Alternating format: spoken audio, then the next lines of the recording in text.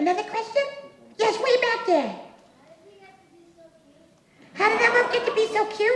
Elmo has cute parents.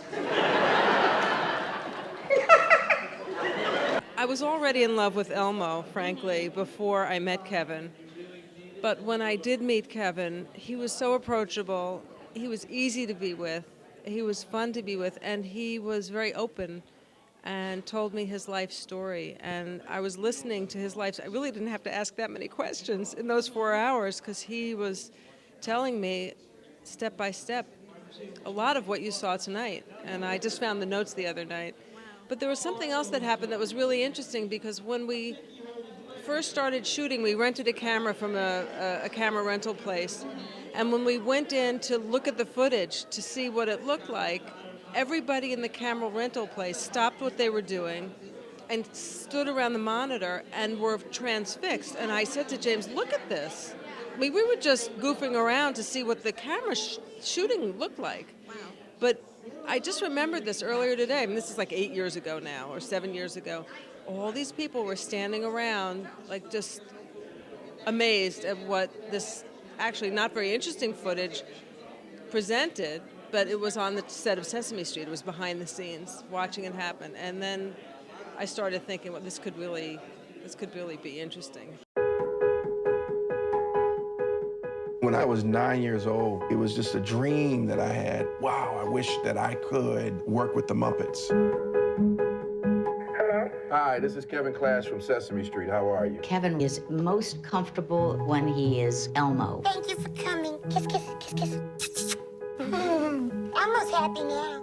Our film really follows the life story of Kevin Clash, who is the performer behind Elmo, but his life story is really incredible, and we wanted to focus on that and take it step by step so people understood where he started and how it all began. And the responses have been phenomenal. Well, just this evening, within the last 10 minutes, I think 6 men have come up to me and said that they cried throughout the whole thing and laughed a lot. We've had, that's a lot of people are saying how moved they are and inspired they feel seeing the film. A lot of parents say that they feel that they learned a lot about parenting. Kevin's parents are unbelievable people. And when you see the film and you get a sense of who they are, it sort of raises the bar for you and how you can be a better parent. They're not giving out rules or lists of how to do it. You could just tell from the way they support their children and love their kids, and the love that therefore is coming out of, Elmo as a result of that through Kevin. You get a real sense of what good parenting is. So we get a lot of that. But I just think, people are enjoying the fact that they're coming out and they're feeling happy. And these are hard times. So it's nice to, people are telling us that it's nice to have a little antidote, a little story that brings them up. Now, what inspired you to make a story about Kevin Clash? Well, it started when I used to work on Sesame Street as a cameraman, and I brought a little video camera with me, and I asked Kevin if he would do a little videotape of me with Elmo, and he obliged, and I took the videotape home and showed it to my wife Connie.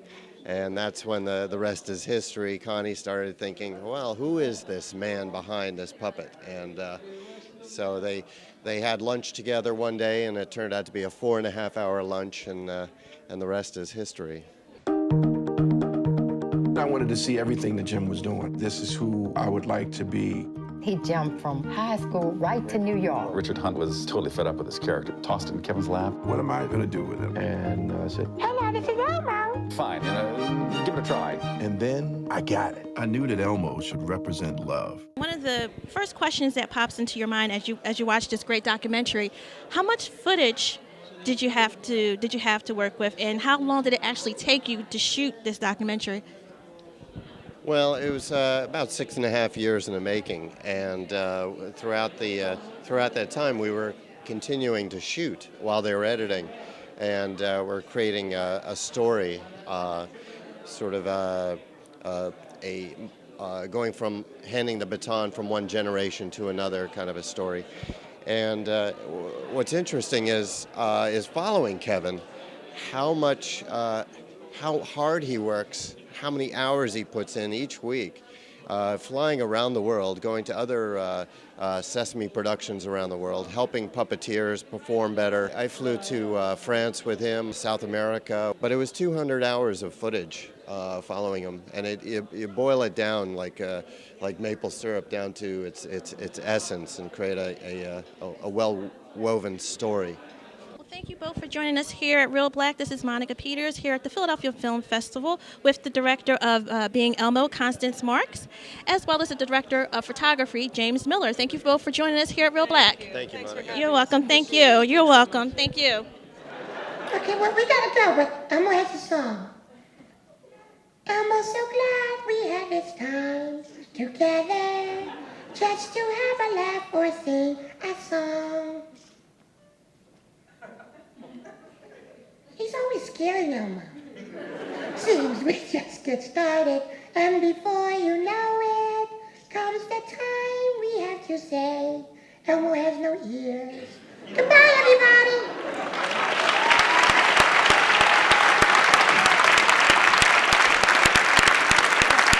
Being Elmo is opening at the Ritz Boris on December 16th, so please tell all your friends to come see it there.